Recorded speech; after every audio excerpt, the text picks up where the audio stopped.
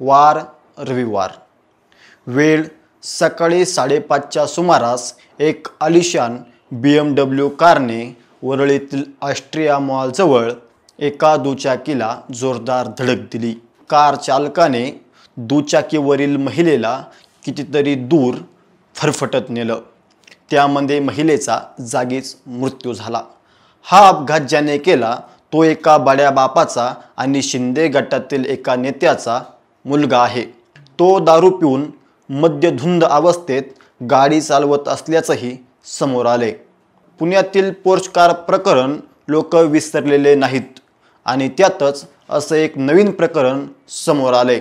हा अपघात कसा झाला? हा अपघात कोणी केला? ज्या नेत्याच्या मुलांनी हा अपघात केला तो नेता कोण आहे याची संपूर्ण स्टोरी सांगणारा हा व्हिडिओ। मी विशाल आणि तुम्ही पाहत आहात काहीतरी विशेष। प्रदीप नाखवा आणि कावेरी नाखवा हे आपल्या 2 मुलांसोबत वरळी येथे राहतात। त्यांचा व्यवसाय मासेमारीचा, पण मासेमारी बंद असल्यामुळे ते क्रॉफर्ड मार्केटमधून मासे विकत घ्यायचे आणि वरळीत आणून विकायचे। हा त्यांचा दिनक्रम।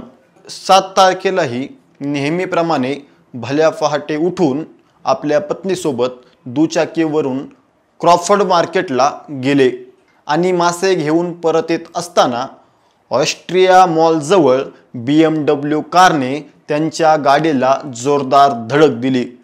त्यात प्रदीप नाखवा हे साईडला पडले आणि त्यांची पत्नी म्हणजेच कावेरी नाखवा ही गाडीच्या बोनटवर पडली। तेवढ्यावर ही गाडी थांबली नाही। त्याने कितीतरी दूर या महिलेला फरफटत नेलं। काही अंतरावर गेल्यानंतर त्याची गाडी बंद पडली आणि तो तेथून पळून गेला।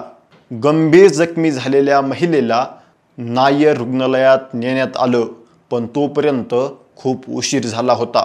डॉक्टरांनी कावेरी नाखवा यांना मृत घोषित केलं। माध्यमांमध्ये असलेल्या माहितीनुसार महागडी गाडी म्हणजेच BMW कार शिवसेना शिंदे गट उपनेते राजेश शहा यांची आहे।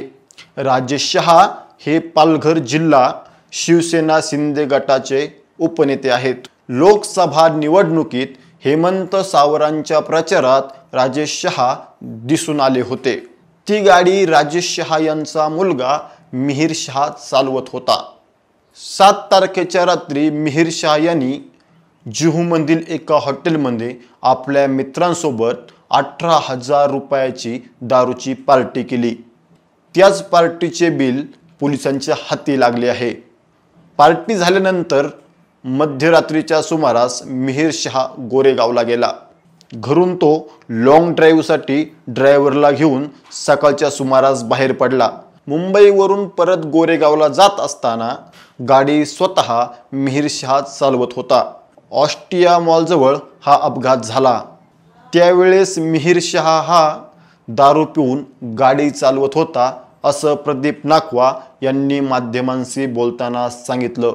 मिहिर शहा एका नेत्याचा मुलगा असल्याने या प्रकरणावर राजकीय आरोप प्रत्यारोप होत असताना दिसत आहेत, पण आरोप प्रत्यारोप होत राहतील।